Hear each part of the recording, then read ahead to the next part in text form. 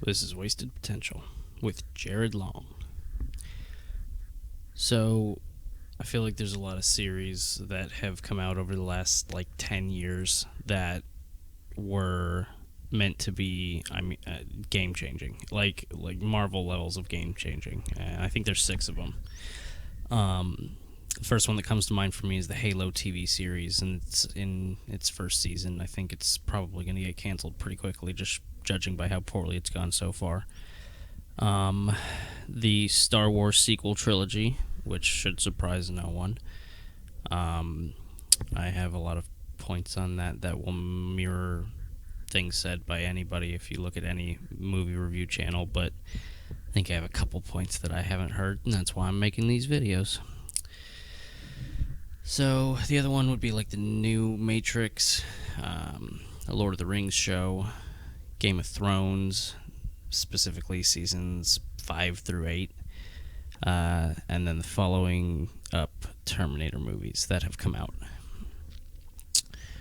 So like I said, I feel like all of them could have been Marvel rivals, and I think they knew it, and going for that is part of what screwed them up, because they wanted the success without the hard work. They didn't want to lay the 10 to 15 years groundwork. For whatever reason, their window seemed to be shorter, but they wanted to get that result of the Marvel movies where you put all your characters in, and bring all the universes in and get all the fans for people young and old and appeal to everyone, which I do think is part of why a lot of these series fail, is the appealing to everyone aspect of it. But I'm going to get into that later. So the only one that would have been owned by Disney would have been Star Wars, and I actually would argue that none of them would have been owned by Disney if they'd been done right. Because if Lucasfilm had held on to Star Wars then, and George had gotten people around him to, as everyone says, rein him in and do what he had on the first trilogy of movies rather than on the second, where everyone was just kissing his ass, and yes George, no George, whatever you say George, I think that would have been the only way that they could have had the success that I'm talking about here. So they need, the way that these things are done, they copy. Everything's a copy. They could have conveyed messages that made a difference, and the original Matrix had red pilling, which has now become a really popular phrase in common parlance if you talk or listen to political talk at all, and it means to, I'm gonna stop doing that tongue clicking thing, I apologize, it's probably hell on your ears, but they introduced a concept where everyone's in the Matrix, where everything that we know is a simulation, and it's like a doled out one, and it's all to feed the machines. That kind of concept woke a lot of people up to to government deception and corporate deception and all sorts of just that type of thing in their lives, and I think a lot of these stories should have been something to convey a message like that, or a new way of looking at life, and instead they went down the safe and boring and predictable path, and that's what cost every single one of these the success and profitability that they could have had.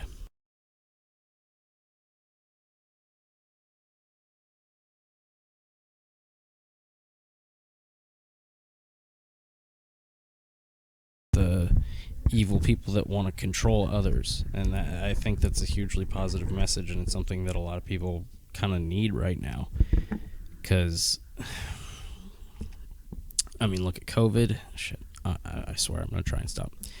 You look at COVID, you look at anything right now. For some reason, the propaganda levels have just risen through the roof, where everything is a social media campaign, and you have to agree with what the mainstream narrative is, or you're a piece of shit. And when you're being told what to say, that to me is when I balk and I look up and I go, hey, what's going on here? You know, why am I being told what to say and then ridiculed if I don't, or ostracized if I don't, or accused of harming others if I don't have the same beliefs? Like, that's not what America is supposed to be about. That's not what we believe in. But more and more these days it seems to, and it comes out in our movies. So I think Lord of the Rings it just has such a rich history and lore and everything that you don't need to screw with it. And it's got so many fans that I was so freaking excited for this to come out. And once I started seeing the bad news and, like, you know, they're gonna start throwing racial politics in there when the whole, like, Tolkien wrote it in there, it's not, everything shouldn't be seen through the lens of racism, especially because this guy was writing it after he went to fight in World War fucking One. But he wrote it about a land that is akin to Middle Europe in the Middle Ages, which right now I'm reading the book series The Saxon Tales by Bernard, I don't know, you can look it up, but Cromwell, that's his last name, Bernard Cromwell. But there's not, you know, this was before slavery, so black people hadn't really come into Europe very much. Well, it's not before slavery, it was just before the African slavery came to Europe, because there was European slavery. They all enslaved each other. We were one of the first we were the first culture to get rid of slavery. Anyway, so when you play race politics, it automatically throws an element into your show that has to be handled at the very least with utmost care, and in my opinion, best left alone for the most part, and definitely not made a central theme, at least not if it's something that's not, like, again, it's not based in a place where there's much diversity, so why would you make diversity a theme of your show? It doesn't make sense. Maybe I'm autistic for that, but that's just doesn't make sense to me. And the other part is, it was an entire theme of the books and the movies that women don't fight, because it was the same at the time. It literally, like, when there was a woman in the entire country, in the entire era, who fought, their name was known. Like, I mean, Joan of Arc, whatever, who else? I'm probably gonna, I don't know enough history well enough to actually name the names in that time period, but in these books, one of them is a lady named Saint Hildegith, and she was a warrior monk lady, and, you know, it's like, it's one out of the hundreds of thousands of women throughout the hundreds of years of that time period that would fight.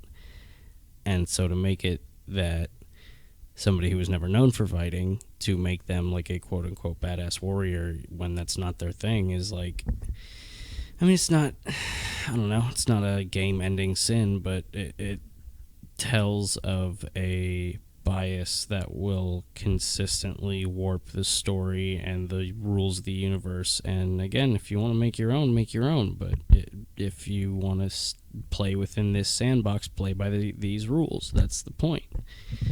That was what was built. You're disrespecting what was there before, and the name and the writer and the fans and everything, by basically buying the name and then throwing your own shit in there that you want to say because you have a quote-unquote big platform, which, build it yourself.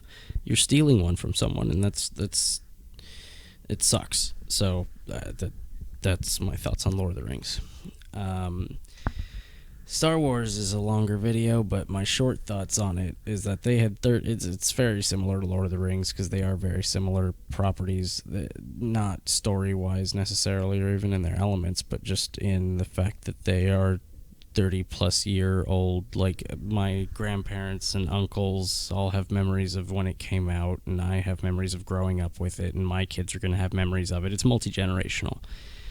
And some of these other ones will get there, but these are already that way, so that they're linked in my mind.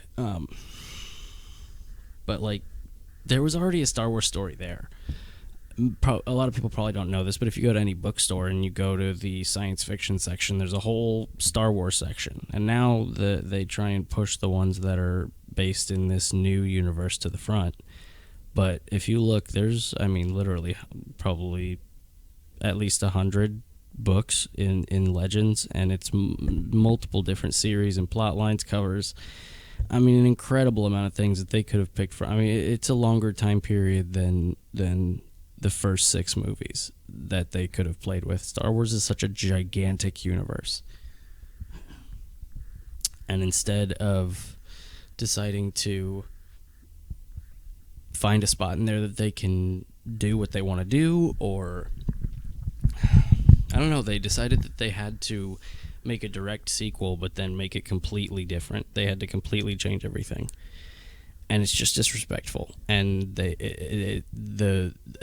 to bring it back to the title of the video, this is wasted potential, because you're not going to get a redo at this. I mean, maybe, hopefully, years down the line, Daily Wire's kind of leading the way, and they've already got Gina Carano, so, you know, we can start a Star Wars universe based off her. But I don't think that there's going to be a huge resurgence of remakes, because at this point the only thing that will make it so that people want to keep watching this stuff, I hope, is some creativity and some original ideas, based on stories and themes that our society's been built on, and that's what creates a good story, in my opinion. And that's what I've always enjoyed, and I've read a shit ton of books, as anyone who knows me knows. So it's not an expert opinion, but fuck expert opinions anyway. Speaking of authority opinions, that's kind of where Star Wars again fell off the path. They had to be preachy. Really the biggest thing is that they didn't have a plan. But speaking of authority, like I said, they have this thing where they have to they have to tell you what's right. It's not, and as pointed out by many others, the characters don't have flaws and they don't fail. They get suppressed and downtrodden by others, especially, and it's always a minority being downtrodden by a majority person. And it's funny because all of our stuff is here, it's a white male, and if you watched it in Japan, it'd be a Japanese guy. If you watched it in France, it'd be a French guy. It'd be it's not about race, it's about country and the amount of people who are there, like or the majority group that's there. That's who's going to be the one who has the power, and doesn't necessarily mean they got it by stepping on other people. Although if we are talking about, and that's especially true with Star Wars, because it's not our universe. When you talk about Lord of the Rings, you can argue that the people who got in power in medieval times it was almost 100% through mostly like enslavement of others and taking advantage of others, killing others, stealing their stuff. That's what the time was. That's why it's called the Dark Ages. But Star Wars doesn't have to be that, and making it that just makes it the same as everything else, and that was what made it magical, is that it was so different. And you just have this space opera drama where you have these families that are fighting over control of the universe against and fate and destiny, and trying to keep balance, and it became a evil, powerful white man suppresses women and people of color, and he's bad, and listen to the women and shut up and know your place. And it's like, wow, that's wildly inspiring. You're not, you don't have any flaws that you need to overcome, and that's not a common thing in everyone. You are just magical and special. But anybody you're told is actually a quality person that has gained power, and you naturally assume that the person who's gained power is somebody at least to follow and respect, if not, and hopefully not fear, but fear might be one of those things. But now you're told that those people are just dumb and moronic and buffoonish and don't deserve their place, and it's time for a new generation who's just amazing in every way, and there's nothing that they can't do. So to me, that sucks, and that was Star Wars' biggest flaw amongst a sea of flaws. The second biggest one, which I will talk about for a second, is the planning. You can't have three different people writing the movies in the moment. I mean, basically sitting down, writing it, and then recording. Like, they had no long-term plan. When you spend this much money, it's amazing to me how you could not have a 5 to 10 year plan. It doesn't make any sense, and it's greedy, and it's stupid, and they can get away with it because they're a monopoly. And that's, I think, a theme in this, is that with Hollywood being a monopoly and Disney buying up everything, they can just get away with writing shittier and shittier things using the member berries and the nostalgia of characters we know and love, and just putting whatever garbage they want to in there. And there's a certain level where it becomes mental programming, where I mean, it's a Plato's cave analogy, really, where you don't realize that you're staring at the images, the shadows on the wall cast by the fire, and and when you climb out and you say, man, these shows are garbage, the message is garbage, we have and not only that, but we have the ability to write better ones, and there's already better ones here, we just have to readapt them for the current era, and we have so many inspirational examples to pull from, and instead we're watching the shadows of shittily drawn figures on the wall while we're chained to our benches, and we'll kill anyone who says that they hate our favorite movie or our favorite team. And I'm a diehard Patriots fan. Anybody who doesn't like it can... Anyway, just to prove the point. But I think that'll do it for Star Wars. Character's natural progression. There was no... I mean, George had probably, I think if I remember correctly, it was like 7 to 10 points that he had set for the end of the series, some of which have also changed. And they are more... guideposts for major events in the world rather than characters needing to be at a certain place at a certain time. And he leaves the magic systems and the religions and the gods vague in a way where they do seem to have power, where there's some things that seem undeniable but that are close enough to possible and not physics breaking that they are believable. Especially with all the stories you hear from people, and I tend to disbelieve ghost stories or any kind of stories of craziness like that happening. I tend to write it off, but as I grow older, I tend to... I've still never experienced anything that's really made me lean into things like that, but I'm open to the experience, kind of like aliens. I don't necessarily advocate and say they're out there, but I'd love a solid sign. Anyway. Maybe not, though, because they'd probably be hostile and take everything we have and enslave us all. So let's hope they don't show up, actually. Anyway, I think I was talking about Game of Thrones. It's such a universe that has so rich in detail and characters and life and death and intrigue, and it's fantastic. And for some reason, well, I don't know, George got lazy, and that really was a huge downfall of it. And he has spent, I think, 12 years now not finishing the book that... I mean, even if he hadn't finished his last book, the 7th one, I believe, if he had just finished Winds of Winter and had the answers to a lot of big things, some of the final battles, at least one of them written, my God, the story could have been so much better, because Dumb and Dumber... Dave and Dan, the writers of Game of Thrones, for those who don't know, who basically had to figure out what to do with this. I mean, they were basically given a Ferrari, and they were 16-year-olds learning how to drive, is what it seems like, because, my God, it was awful. They completely lost the ability to stick with their own I mean, I've seen 3 or 4 different YouTube channels that have written much, much better endings that may not have been perfect in their own right by any stretch and would have gotten their own complaints, but nowhere near what was written has gotten.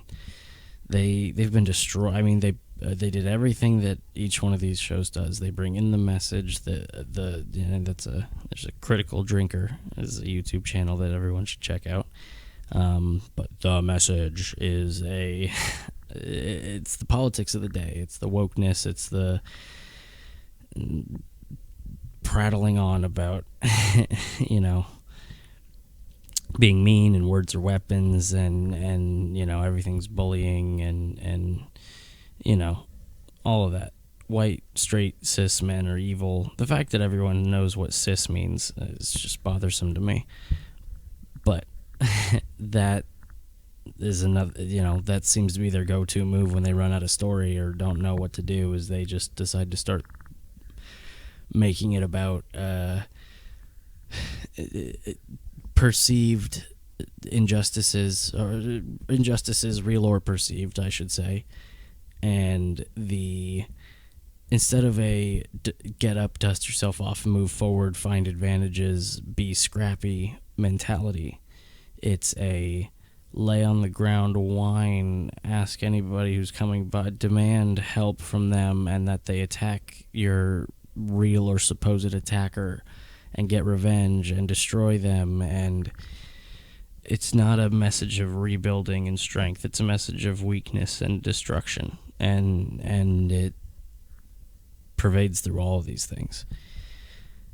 So George R. R. Martin really just led him into a freaking quicksand trap, because he's so masterful at this. And I think at this point Hollywood just has to admit that, like, George Lucas, George R. R. Martin, and Frank Herbert, the guy who wrote Dune, are, the three of them by themselves, miles more talented than the entirety of Hollywood, because they wrote series that have lasted now at their longest 40 years. And then dear God, if you throw J.R.R. Tolkien in there,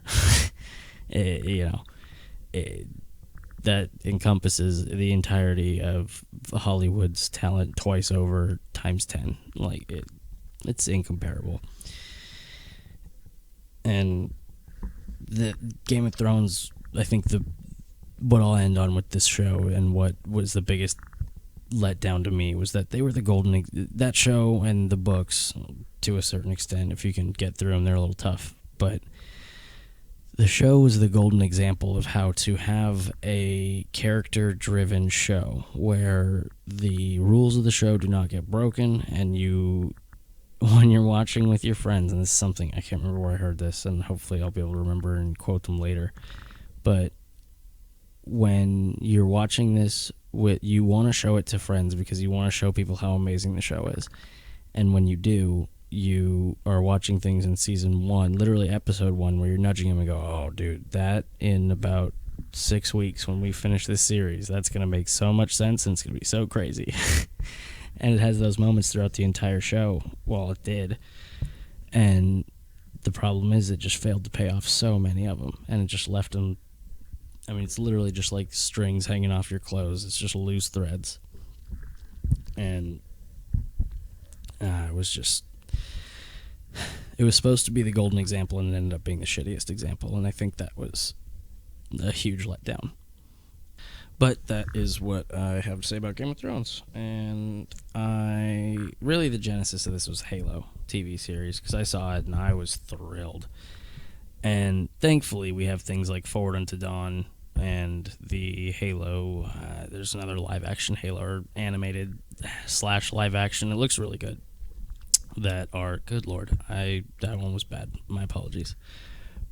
But those are actually really good examples of how Halo should be done, where it sticks to the movies and the shows, and it's just if not a carbon copy, as close to faithful as you can get. Because for some reason they've decided in the last, like I said, 10, 15 years throughout Hollywood, shit, at this point it's probably like 25, but in Hollywood, that they're not going to try and be faithful to the series. They're going to try and wander as far as they can. They just want to take the bare bones. Again, it just hits the point I made earlier. They want to take the bare bones and the name recognition and the basically the regulars, if you know business terms, the base amount of money that you need every month to make your rent.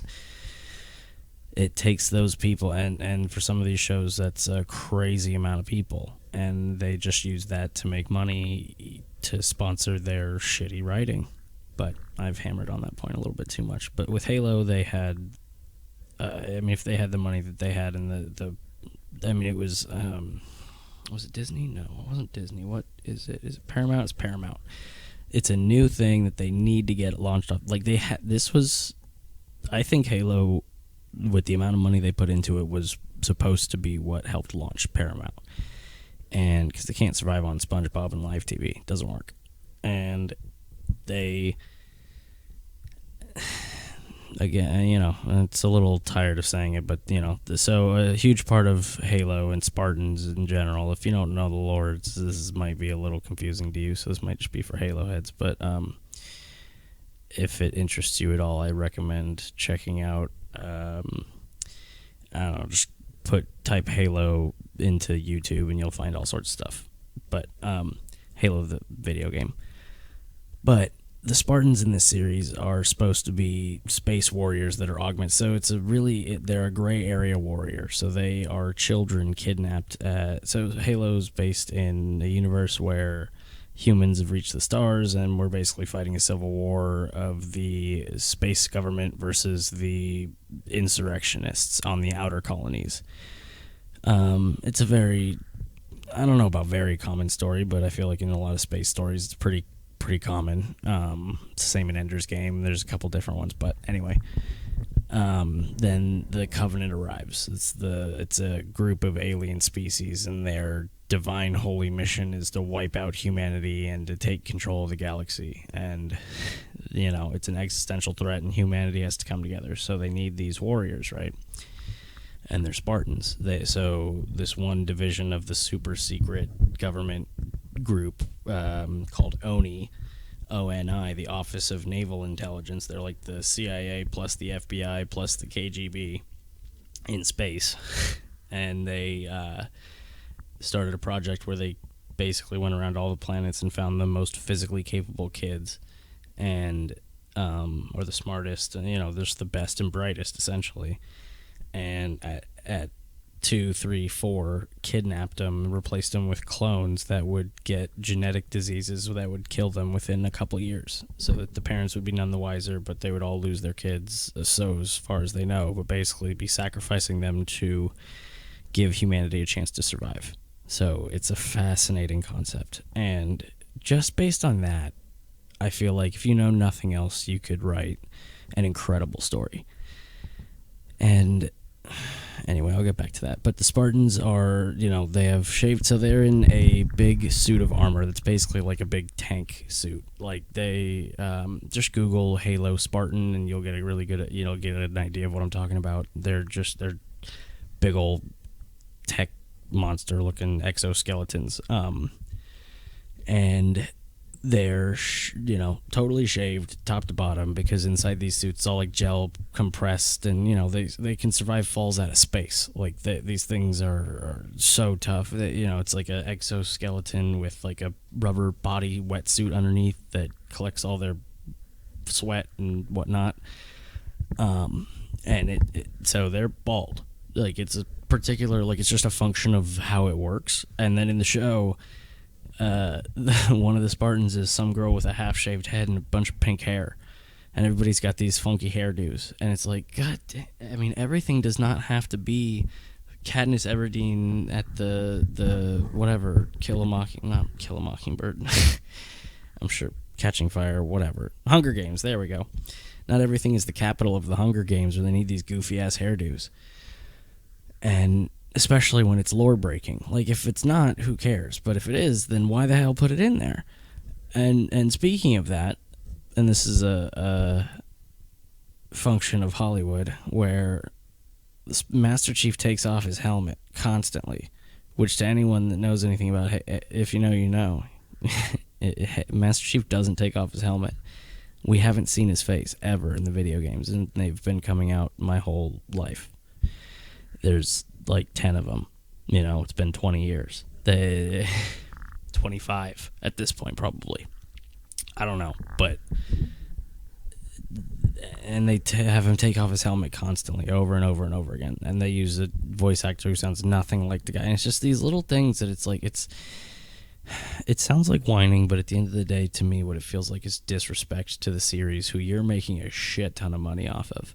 And that's why it feels justified to complain as a lifetime fan, because I've spent a lot of money, and my time and my attention on these series, and they've inspired me a lot. And to take things that, the whole joke of you're ruining my childhood, and this is like the real version of that to me. And I think that Hollywood is going to have this problem so long as they're determined to lecture to other people about how to live their lives instead of having a live and let live and prosper and do the best you can type of message that they're determined to preach that they're going to lose. And you know, I myself am going to try and support Daily Wire and watch their movies. I mean, I don't support all their politics, but why the hell would I need to enjoy their movies? They're not preaching to me. They're writing good shit. And if they start preaching, then I will say the same thing about them. And that's the thing I think that's important is consistency and not trying to push your crap onto other people. Because at the end of the day, who really knows the best way to live? If there was one determinable, measurable best way to live, it would have been made obvious by now. And some of the better ideas get out there, and those are the people that are successful and get ahead, and that's what leads me to believe that if there was a truly 100% successful route that was replicable, that there's enough smart business people that would be, I mean, governments would be pumping out, super people. China's been trying to do it with drugs, and if you can do it with social conditioning, they'll try that too. I just don't think it exists, so I think the best way through is to share the knowledge that you've gained and things that have worked for you, and then listen to what others have to say, because everybody's got something you can learn. And that kind of goes back to Plato's cave. We've all been sitting stuck in the dark, refusing to leave, watching the TV and identifying the things on TV. Oh, I know that guy. He's my friend because I see him on TV all the time. And I'm as guilty of this, if not more so than anybody. We've all been there. And as you climb into the light, to not be afraid of it, as you pay attention to things that, when you mention it, that people get mad at you and like, oh, you're not, don't think that way, or you can't think that because an expert on TV told me so, or didn't you read the headline of this Facebook article that probably doesn't have anything to do with my point? It agrees with me totally, and so therefore you're wrong. Like, you gotta fight through stuff like that, but you will. And actually fight through is kind of, that's where I tend to, but I this is in real time, me trying to grow, but that you, maybe even if what you're learning from somebody is what not to do, that you can still learn, and you teach gently. You don't beat somebody over the head with your idea. That's the whole thing I'm kind of railing against here. And it's what's ruining all of Hollywood. You start from a place of ignorance. You assume that maybe they do know something you don't know. And then if they say something that seems like it doesn't make sense, or it goes against what has always made sense to you, or what works for you, because sometimes things that have made sense your whole life stop making sense when they stop working. That's how it should work. And so you reassess and you decide, all right, is this an idea that works for me, or is it something that tends to cause me pain and suffering and misery, even if that's just strife in personal relationships, which sometimes can seem small, but at the end of the day is kind of, if your close personal relationships are not harmonious, then that's the majority of your time besides sleeping, which it'll fuck up your sleep too, that is screwed up and making you feel shitty, and that leads to that's what sitting in the dark is. That's when you just sit and watch TV, and I want to watch my shows and eat my food and get fat and miserable and pretend I'm happy. And it's a fight to get out of that, but you have to be willing to make that fight and to look around for other ideas and to be humble in what you think you know, but to also stand firm on things that you know work well for you, as long as you're not taking advantage of other people. That's it's the non-aggression principle, which is why I'm a libertarian. That at the end of the day, build what you can build and do what you can do everything to the best of your advantage, and within certain bounds, don't cheat people, don't and definitely don't aggress on them. Defend yourself to the utmost of your ability, but you do not have the right to steal people's things or to aggress on them. And that does not include verbally. Verbal toughness or mental toughness comes from verbal abuse, and I believe that strongly. Thank you, Dad. Thank you, Grandpa. Thank you, many people in my life. but every football coach I've ever had. But that's how I am, and that's what I've found has given me success. And I think that is something that is key to success, is being able to rely on yourself. If you have to rely on experts, then you always are looking around for to be told what to do. And to use an extreme example that if you listen to Jordan Peterson will make a lot of sense, that's how you become a Nazi guard. That's how you lose your ability to question ideas that you're told, and your ability to argue for yourself without having to rely on the words of other people. And there's always something to be said for experience, but somebody could spend 10 years digging holes. It doesn't mean they do it right. They could be doing the crappiest version possible or the least efficient way possible of doing it, and then you say, well, this guy's been digging holes for 10 years. He knows what the hell he's talking about. There's no guarantee of that. The evidence of that is success. It's, is this guy the official hole digger for the entire county? And anytime a hole needs to be dug, we call him, because him and his guys get it done very quickly. I'll listen to that guy. But even then, he doesn't know everything about everything. He knows how to dig holes. That does, and that's, to me, those are Hollywood writers. They know how to be victims and how to pass college classes and how to drink and how to whine and how to do social media and how to write things that are inflammatory that will get people's attention for a millisecond because they think in clicks. But that doesn't mean that they know what the hell they're talking about when it comes to culture, or how people should be raised, or how people should think, or what people should do with their lives, or hell, even what makes a good story, as is evident by all of the media not all, a majority of these series that, to wrap it up, have become utter wasted potential. Because they had such a high level. Oh, you know what? I'm sorry. I'm not wrapping it up yet because I haven't talked about The Matrix or Terminator. So for the last two, it's probably going to be fairly quick because they're kind of my add-ons. But Terminator and Matrix. I'm going to start with The Matrix. No, I'm going to start with the Terminator. They are the least interesting, best example of the wokeness getting in and making it so that they couldn't tell their story. Or that they decided not to, I guess, is probably the better way of putting it, that they had to, they toss all characters. So when you have characters that are from the beginning, their whole thing is that they are, secretly perfect and amazing and have they use potential in a different way almost, where it's like they are truly perfect and amazing and awesome and powerful, but they're being restricted or oppressed or shut down, and so the whole story is about them shucking off those chains essentially, and that leaves no room for character development. It's all story, and they suck at writing story. they can't write a twist worth of crap that's not, like, twists should be hinted at and then still surprising, like where you have to go back and go, oh crap, that's what that meant, and at the time you either almost don't notice it, or you see it and don't pay attention, or if you're a curious-minded person, you look at it and go, that might be something for later, but I don't know what it is now.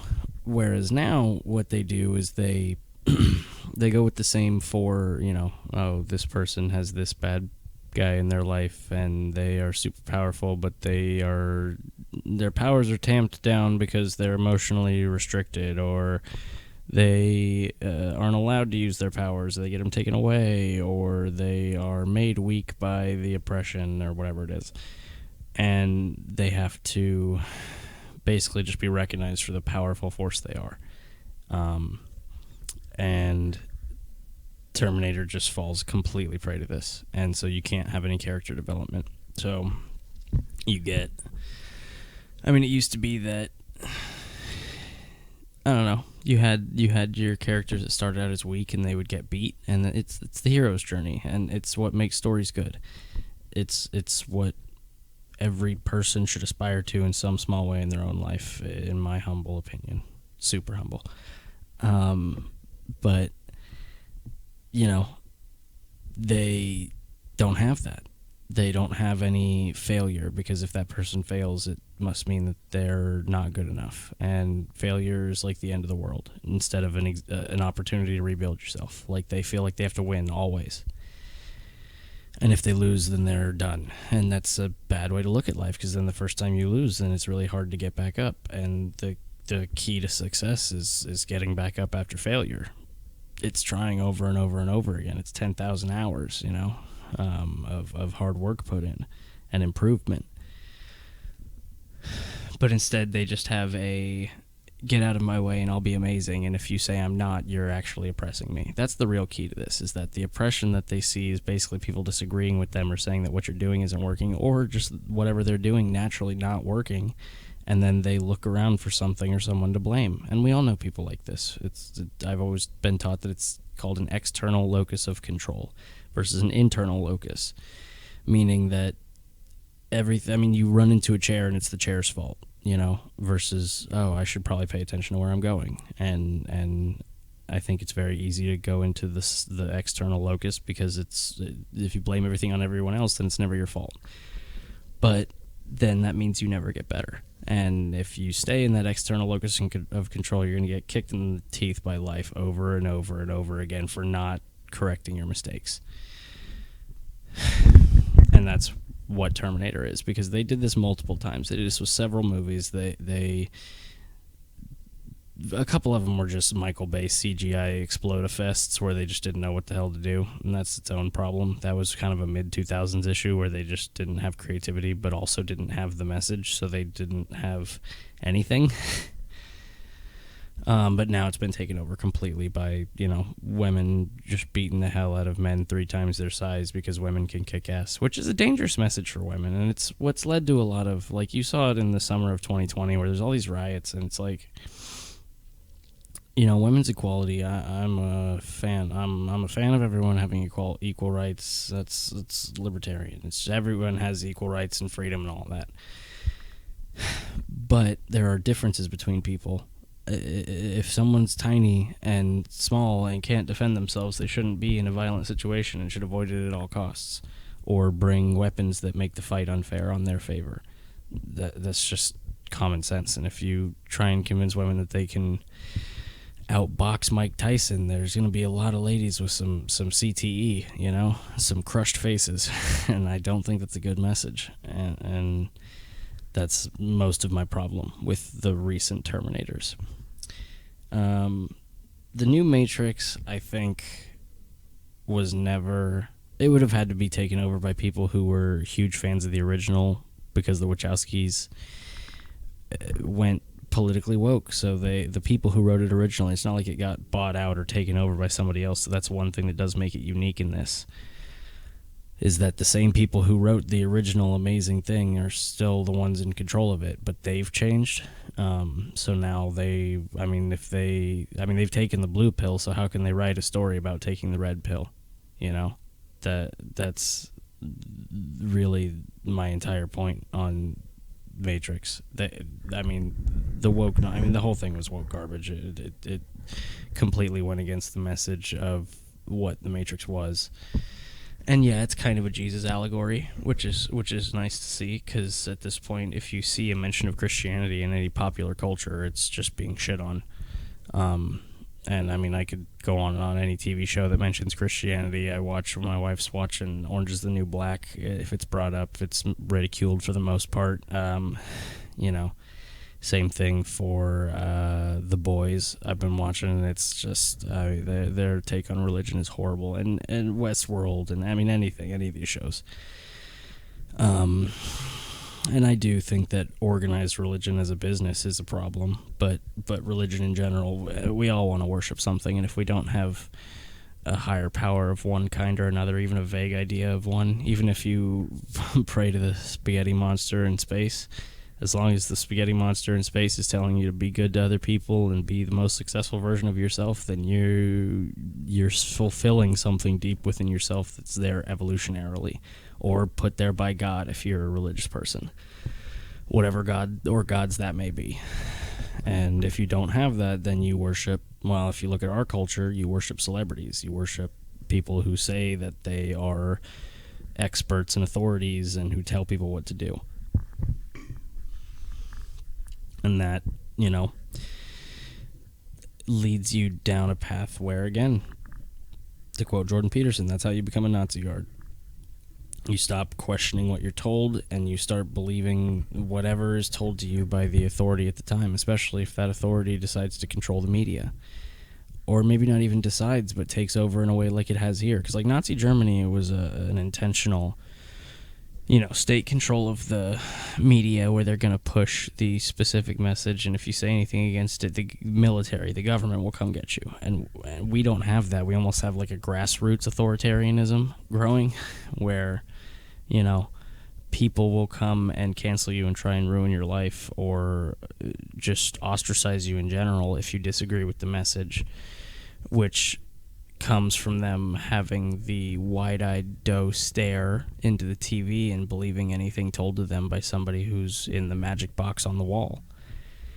And I think that I know humans are chemically and biologically susceptible to that kind of thing, and we want to worship. And so when you put somebody, you literally superimpose somebody. Like I've got Jordan Peterson right now, and I've realized this with like people that I listen to, Jordan Peterson, Joe Rogan, Dave Smith, Ari Shaffir, that when I have them up, Jocko Willink, another one, but when you have them up on the TV, they're they're gigantic, and it just triggers something in your brain of like, oh, that's the leader, that's the person to listen to. And so if you can find the right people to listen to who are encouraging you to be the best version of yourself, that's idealism, in the good sense of the word, and it's what you should be striving for. And all of these shows to me all of the TV shows I've talked about here are an example of people not doing that. It's an example of saying, what I've got is good enough no matter what anybody says, and I'm not going to improve it. It's first draft nonsense. It's no planning, all, it's Coke magic. It's, I'm going to wave my hands over here, and I'm going to spend money, and I'm going to fucking hoo, nah, yee, ha, and or get real aggressive and tell you, like, hey, man, this is what you got to do. This is what you got to do. And that's going to be my message. And if anybody says I'm wrong, or have a bad message, or I don't know what I'm talking about, well, they're bigots, or they hate me because of my skin color or my sexual orientation, and it's like, instead of saying who I like to bang, who I like to sleep with, it's my sexual orientation. Like, it's got to have these over scientific like labels that you can then call someone an ist or a phobe, and then render their opinion invalid. And then your thing is perfect, because anybody who disagrees with it, well, naturally they're racist or phobic or whatever other is, and so their opinion is moot. You never address the opinion, you just attack the character of the person, and that's always a sign to me that whatever that person's selling is bullshit. If you find a way to make a point and they attack your character, or if you provide a point said by somebody that you think is smart and they can't countermand the point with other facts, and they have to say, well, this person, they believe this, and it'll be some wild, outrageous, like barely an interpretation of what they've said maybe 20 years ago, if they even said it, type of bullcrap to try and shut that person's authority, or not authority, but reliability or believability, and turn it into crap, and then say, that's their whole argument. Like, oh no, that person just argues badly. And that can be a valid argument with almost any of these things. There's times and places for these arguments, but when it becomes your only argument, then it's clearly bullshit. So, in conclusion, since I'm doing a video essay apparently, I think Hollywood has just utterly lost its ability to write unique stories without telling people what they have to do, or what they should do, or what's the right thing to do. They've decided to be the moral arbiter, because they are the big talking head on TV, and our monkey brains can't discern celebrities from people who know what the hell they're talking about, from the dumb theater kids we all knew in high school, and the drama that they would bring, and the nonsense that we all rolled our eyes at, that now we worship them as gods.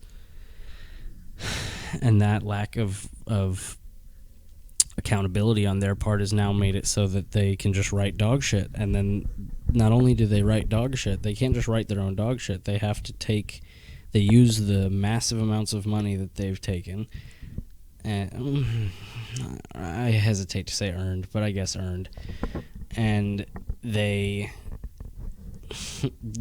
they steal these properties from true creative people who don't necessarily have the money to buy a big movie studio and create their really well-written project. And they don't take those people's ideas, because then they have nothing, then they're just a money middleman, and people can't stand to be that, because they have to have, everybody wants to be an artist, everybody wants to be the creative. I'd be thrilled to be the business middleman to connect writers with studios. That seems great. But these people, Hollywood has just become the types of people who find talent and then suck it away like a vampire. They're like Carlos Mencia. They just steal from the people who can't afford it and who have the best ideas. And then they pawn it off as their own. But because they can't help themselves, they have to do it in their own way. They know they can't just straight carbon copy steal it. Or even, it'd be even better if they did, but they'd get caught, right? And pointed out as non-artists, non-writers. And that's just untenable for them. So they write crap, and then they accuse anyone who disagrees with them or has a valid point or has any opinion contrary to theirs, even if it's, or even outside of theirs, slightly different, maybe even the same as theirs but less intense. If you believe in abortion but only up till the first 3 months, you're still against women's bodily autonomy. It's all or nothing.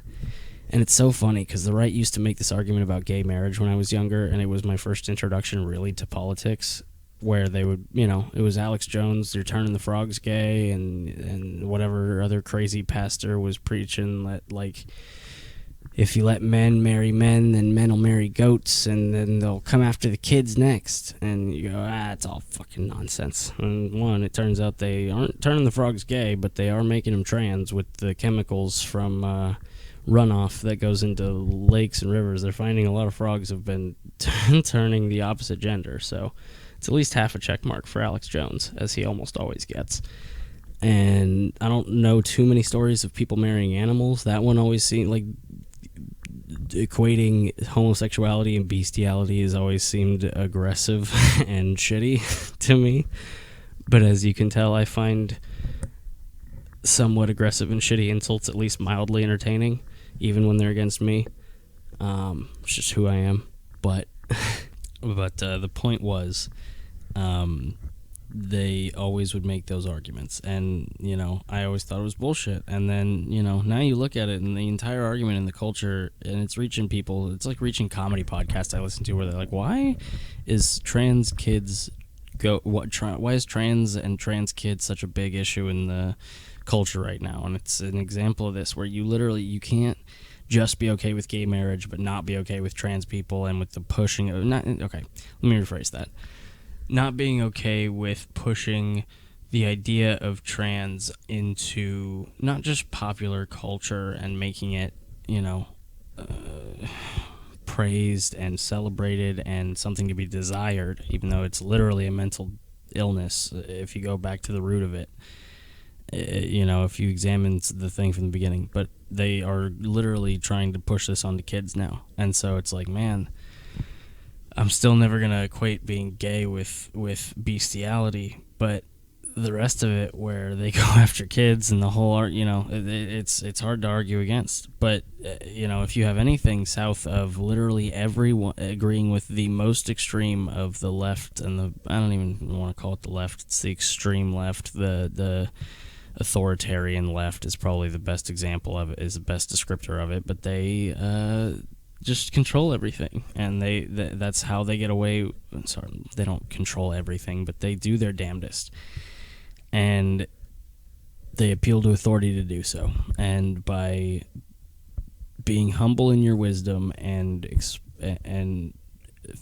not feigning ignorance, but being aware of your own ignorance and saying that I don't know everything, but I know that doesn't sound right, and here's why.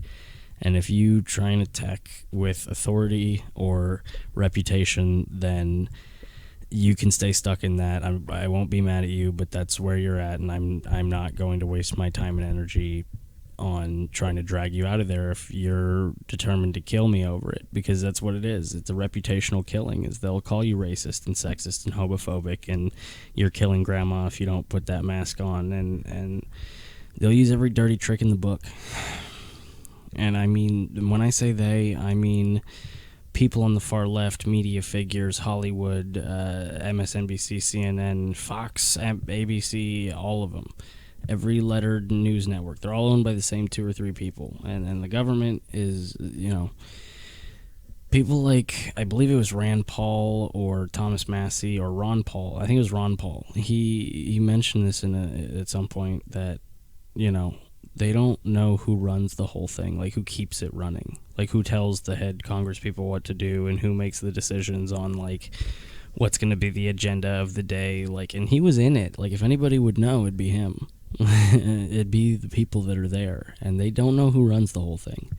And I think the more that we rely on authority and say the people in government are there because they deserve to be and because they're the smart ones and the strong ones and the ones who make all the right decisions, then that's just not paying attention to what's going on around you.